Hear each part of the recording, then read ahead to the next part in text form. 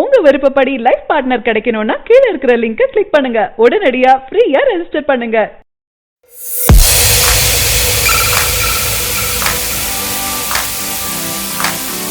தமிழ் சினிமாவில் உச்ச நட்சத்திரமாக இருப்பவர் தல அஜித். இவரின் படங்கள் வந்தாலே தல ரசிகர்கள் செம்ம கொண்டாட்டத்திற்கு போயிடுவாங்க. இவரின் நடிப்பில் கடைசியாக வந்த விஸ்வாசம் படம் ரசிகர்களிடம் நல்ல வரவேற்பு பெற்றிருந்தது. இதனைத் தொடர்ந்து தல அஜித் நேர்கொண்ட பார்வை படத்துல நடிச்சிட்டு இருக்காரு. ஹிந்தி படமான பிங்கை நேர்கொண்ட பார்வை என்ற பெயர்ல தமிழ்ல ரீமேக் செஞ்சிருக்காங்க.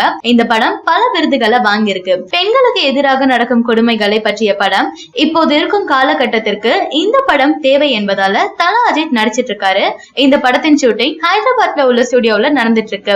தற்போது கிளைமேக்ஸ் காட்சிகள் படமாக்கப்பட்டு வருதாம். குறிப்பாக கிளைமேக்ஸ் காட்சியில் வரும் சண்டை டூப் பயன்படுத்தாமல் அஜித்தை செஞ்சிருக்காராம். இந்த சண்டை காட்சிகள் ரசிகர்களை கொண்டாட வைக்கும் என தெரியுது.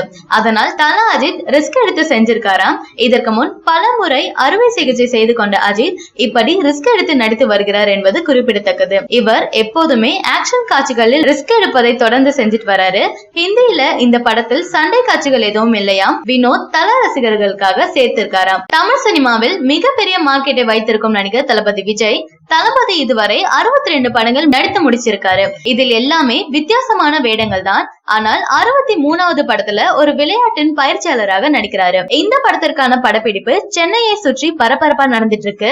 இதில் நயன்தாரா நாயகி என்று ஏற்கனவே நமக்கு தெரிந்த விஷயம் தான். தளபதி படத்துல ஒரு முக்கிய வேடத்துல மலையாள நடிகை ரேபா மோனிகா ஜான் நடிக்க இருப்பதாக செய்தி வந்திருக்கு.